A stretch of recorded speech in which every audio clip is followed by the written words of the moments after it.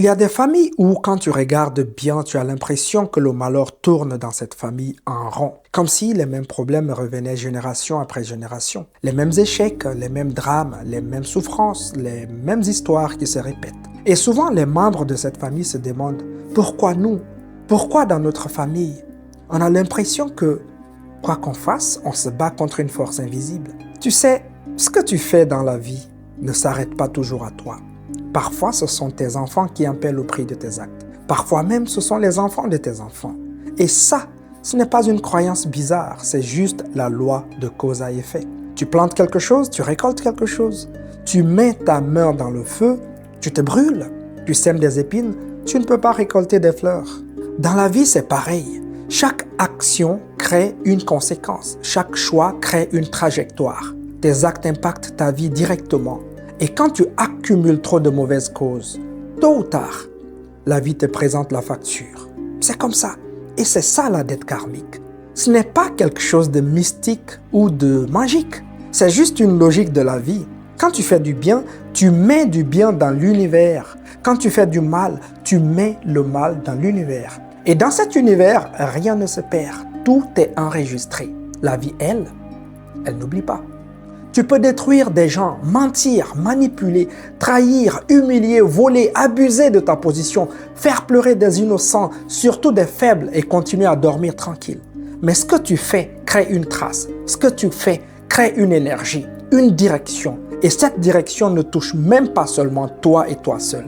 Elle touche toute ta lignée, ta famille, tes enfants, tes petits-enfants. C'est pour ça que tu vois des familles où il y a toujours le malheur.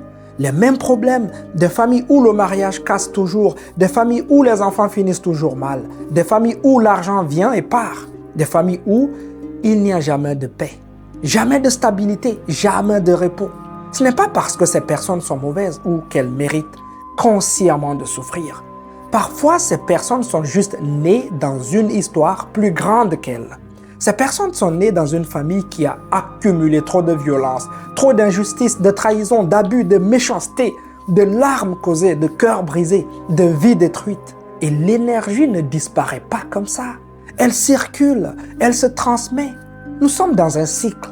Et de la même façon, tu vois aussi des familles où, malgré les épreuves de la vie, il y a toujours une forme de protection, une forme de chance, une forme de paix.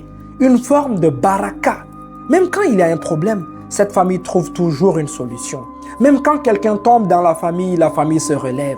Et ça aussi, ce n'est pas un hasard. Quelque part dans leur lignée, il y a eu des gens qui ont sémé l'honneur, qui ont sémé la justice, la droiture, la générosité, la protection, la dignité, la bonté. D'ailleurs, en Afrique, les griots mandingues, pour flatter une personne, disent souvent « Ibora moromina ama kontinyen ». Ce qui veut dire en français, parce que tes parents n'ont pas causé de tort à autrui, ta vie est belle, paisible et accomplie. Ou encore, on reconnaît la droiture des parents à la qualité de vie de leurs enfants. Croyez-moi, c'est réel. Cette droiture des parents, ça devient comme un bouclier spirituel qui protège toute la famille, toute la lignée. Les religions ont toujours parlé de ça.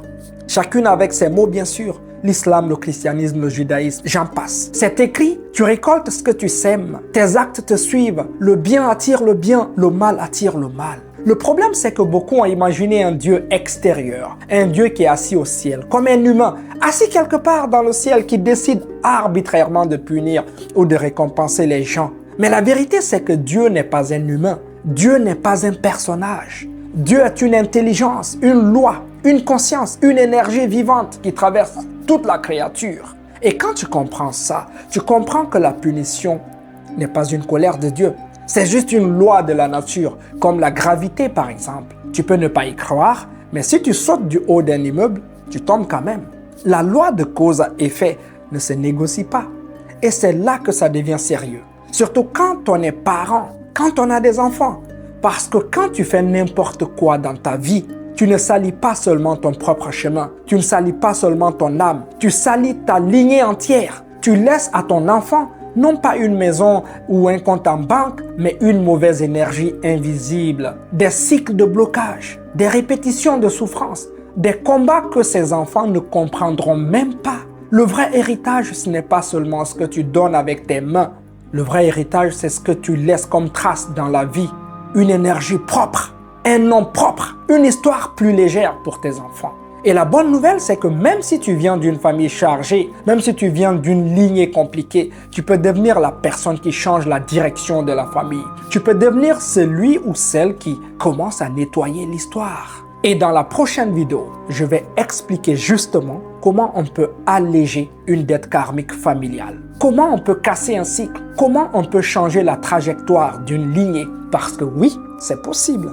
Si cette vidéo te parle, écris en commentaire « Je brise le cycle » et partage-la à quelqu'un qui vit un combat qu'il ne comprend pas.